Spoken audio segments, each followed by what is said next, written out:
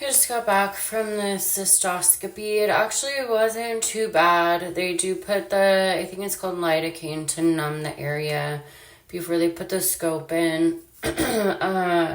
She did confirm I do not have cancer in my bladder.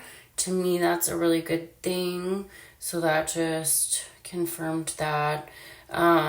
She did make it sound like there's still some question to whether the tumor is on the meat inside of the kidney.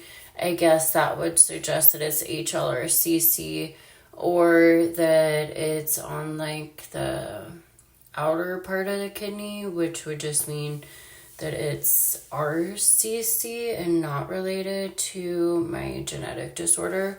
That is like really hard for me to grasp. I don't think that that's the case, and I hope they can decipher between the two, just because I have all the symptoms of HLRCC. I get these, you can see the scarring here, but I get these little tumors. They freeze them off. The scars all right here is from actually trying to cut them out, but as you can see, like this is one of them right here. It just grows back in like the same spot. So usually what I do now is I just freeze them off, and then yes, they do grow back, but at least it like flattens out and it kind of just leaves like the white spots. So I have that. That's HLRCC. I had so many fibroids in my uterus that eventually I did have to take out my uterus. That also is related to HLRCC. And then the next thing now is the kidney. So I'm like almost 100% convinced that this is due to HLRCC, but I guess when they biopsy one of the lymph nodes, they will be able to tell if the lymph node is cancerous and what type of cancer it is. So, I mean, I don't know. Is it possible that I have some totally different type of cancer that has affected my kidneys? I'm not sure. But that's the news that I got today. I try to call my guy and like I'm just trying to get along with him and talk to him, and we just got in a explosive fight again because we're not seeing eye to eye on I've been paying for like half the bill since I've been sick because I do have my family helping me, and he's so hung up. Whoops, I just had to change the lighting. He is so hung up on the fact of like, why would I sit here and watch him struggle because I wasn't paying everything 50-50 when it's just like the amount of bills that we have is like too much to handle, and I'm doing the best that I can. So I don't understand what he's just like holding on to this, like, because he pays more. And to me, it's just like, you're just complaining about being a man. Like, you own a home.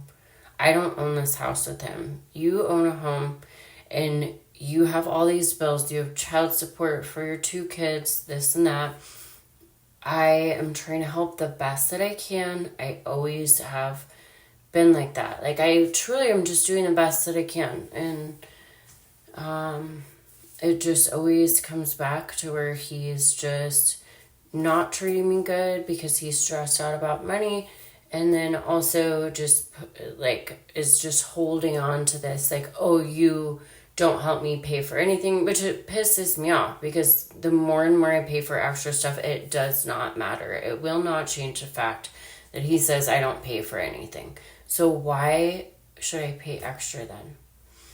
Anyways, I don't want to go on and vent about this, but it is just really hard when I got in an explosive fight with him, and I just want to share my story, but it just makes everything so much more difficult. Like, I wish to God that I had a man that could support me emotionally and that we can work together and isn't going to make me feel like I don't do enough. Like, I, have had my son as a single mother, and, you know, yes, we've been together since my son was 1.5 years old, but it's just like, I feel like we should feel like more of a family at this point, and I really don't feel like we do because of the way that he talks and just this separation of like, I don't know, he just acts like a little kid.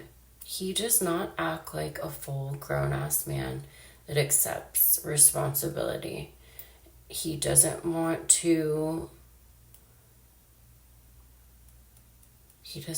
put in hard work of traveling with his CDL license, and he just wants to work local, but he wants to make the same amount of the money. He wants to be home every night, but then he doesn't want to work on Saturdays. It's like, it's always just such a struggle. Like, he has so much turmoil within himself that I feel like nothing is my fault, and it's not my fault that he acts like this. I feel like he does jump from relationship to relationship because he just thinks, oh, I could break up, start over, everything's gonna be good, when it's like, no, you actually have to work on your bull crap within yourself and find happiness within yourself first. That's the issue here. So anyways, I'm just gonna keep on focused on what I can do, try to get things done right now and not let him get to me. I think the best thing to do is just not even speak to him right now. I'm still drinking coffee even though it's 4:23 because I just don't feel like very awake. So the doctor also said she called me in like a turtle pill to kind of get rid of the sharpness, pain feeling. She said I'm just getting blood in my urine due to my kidney. So, I just have to deal with that, and I'm going to try to get some more things done throughout the day.